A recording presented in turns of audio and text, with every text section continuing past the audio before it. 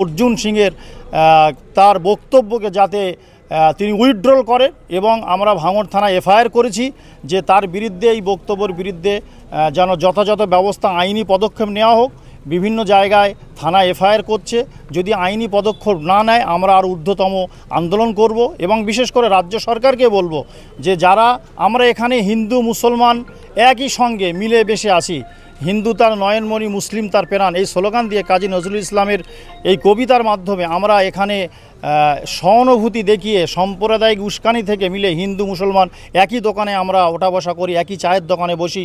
যেমন সকালবেলা ঘুম থেকে ওঠে ফজরের আজান শুনে এবং মন্দিরের ঘণ্টা বাজে, আমরা সেই আওয়াজ শুনে আমরা সকালবেলা উঠে মানুষ তার নিজের জীবিকা নির্বাহ করে।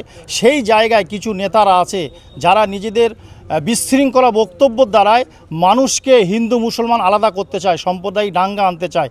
আমরা রাজ্য সরকারকেও বলবো যে এই রকম যারা বিদেশমূলক কথাবার্তা বলে মানুষের ভিতরে বিভেদ সৃষ্টি করে তাদেরকে চিহ্নিত করা হোক এবং তাদের আইনে আওতায় এনে যথাযথ আইনি ব্যবস্থা গ্রহণ করা হোক। আপনারা জানেন যে গত কয়েকদিন আগে অর্থাৎ 9 তারিখে বিজেপি নেতা অর্জুন সিং তিনি ইসলাম ধর্ম সম্পর্কে বক্তব্য দিতে গিয়ে ইচ্ছাকৃতভাবে উস্কানিমূলক কথা এবং ইসলাম ধর্মকে ছোট করার জন্যে তিনি ইসলাম ধর্মের উপরে কুরুচিকর মন্তব্য করেছেন। এবং সেই মন্তব্যটা হলো তিনি বলেছেন যে আসিফের বক্তব্য আমি শুনছিলাম আজকে যে ইসলাম ধর্মে জেনা করলে কোনো পাপ নেই, কোনো অন্যায় না।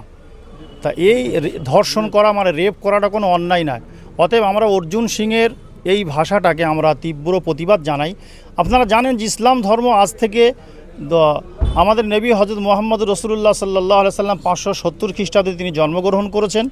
তিনি যখন 25 বছরের সুপুরুষ, সেই সময় নারী স্বাধীনতা দেওয়ার জন্যে তিনি 40 বছর 2 বার বিবাহিতা বিধবাকে তিনি বিবাহ করেছেন এবং এটাই জানিয়েছেন যে ইসলাম ধর্মের নারী জাতির স্বাধীনতা আছে, তাদের ইজ্জত আছে। যে সময়ে জাহিলাতের যুগে নারীদেরকে কোনো সম্মান ছিল না, তাদের কোনো অধিকার ছিল না, সেই সময়ে তিনি 25 বছরের সুপুরুষ হয়ে বিশ্ব মানব যিনি প্রফেট মুহাম্মদ সাল্লাল্লাহু আলাইহি সাল্লাম 40 বছর মহিলাকে বিবাহ করেছেন ইসলামের নারী স্বাধীনতা দেওয়ার জন্যে। তাহলে ইসলাম ধর্মের যে অর্জুন সিং শুধু এই ভাষা না, ইনি বিভিন্ন জায়গায় ইসলামকে তীব্র কুরুচিকর বক্তব্য দ্বারায় আটক করেছেন। কখনো বলেছে হিন্দুদের মুসলিমদের দোকানে মাল খেও না, তাদেরকে একঘরে করে দাও, তাদের বেঁচে থাকার কোনো স্বাধীনতা নেই, এমনভাবে বিভিন্নভাবে তারা বক্তব্য দিয়েছেন। অতএব সেই বক্তব্যকে আমরা ভাঙড় ইমাম সংগঠনের পক্ষ থেকে আমরা তীব্র প্রতিবাদ জানাই। আজকের আপনারা দেখতে পাচ্ছেন যে ভাঙড় থানার বিভিন্ন জায়গার ইমাম সাহেবরা, একাধিক ইমাম সাহেবরা তারা ইসলাম ধর্মের মানকে, ইসলাম ধর্মকে উচ্চ করার জন্য অর্জুন সিংয়ের তার বক্তব্যকে যাতে তিনি উইথড্রল করেন এবং আমরা ভাঙড় থানায় এফআইআর করেছি যে তার বিরুদ্ধে এই বক্তব্যের বিরুদ্ধে যেন যথাযথ ব্যবস্থা আইনি পদক্ষেপ নেওয়া হোক।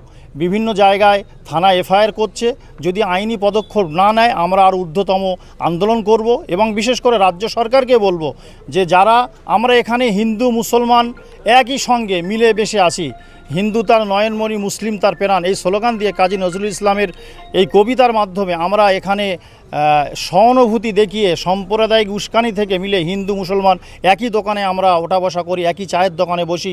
যেমন সকালবেলা ঘুম থেকে ওঠে ফজরের আজান শুনে এবং মন্দিরের ঘণ্টা বাজে, আমরা সেই আওয়াজ শুনে আমরা সকালবেলা উঠে মানুষ তার নিজের জীবিকা নির্বাহ করে। সেই জায়গায় কিছু নেতারা আছে যারা নিজেদের বিশৃঙ্খলা বক্তব্যের দ্বারায় মানুষকে হিন্দু মুসলমান আলাদা করতে চায়, সাম্প্রদায়িক দাঙ্গা আনতে চায়। আমরা রাজ্য সরকারকেও বলবো যে এই রকম যারা বিদেশমূলক কথাবার্তা বলে মানুষের ভিতরে বিভেদ সৃষ্টি করে তাদেরকে চিহ্নিত করা হোক এবং তাদের আইনে আওতায় এনে যথাযথ আইনি ব্যবস্থা গ্রহণ করা হোক। আমার নাম মোহাম্মদ মিজানুর রহমান, আমি ভাঙড় ইমাম মুয়াজ্জিন কমিটির প্রেসিডেন্ট। ভাঙড় থানা ছাড়া আর কোথাও কোনো স্টেপ নেওয়া হয়েছে কি? আজকে আমাদের সংগঠন থেকে চন্দনেশ্বর থানায় এফআইআর দেওয়া জমা হয়েছে এবং কাজ চলছে। আগামী কাল থেকে আজকের কয়েকটা থানায়, যেমন চণ্ডীতলায় থানা, জাঙ্গিপুর থানায় ফুরফুরা হুজুর তিনিও দিয়েছেন এবং একাধিক থানায় কর্মসূচি চলছে। কাল থেকে ইনশাল্লাহ গ্রহণ করা হবে। বিভিন্ন জায়গায় অন্তত 1000 এফআইআর পশ্চিমবাংলায় বিভিন্ন থানায় আমাদের সংগঠন তরফ থেকে বা বিভিন্ন মুসলিম সংগঠন তরফ থেকে এফআইআর জমা পড়বে।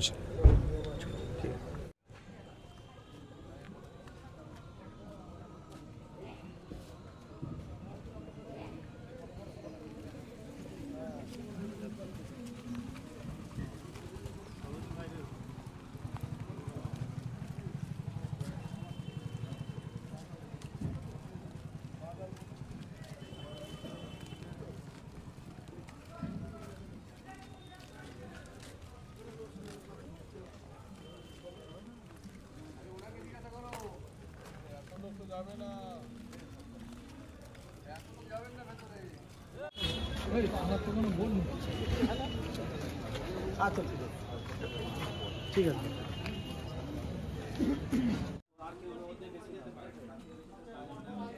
সবাই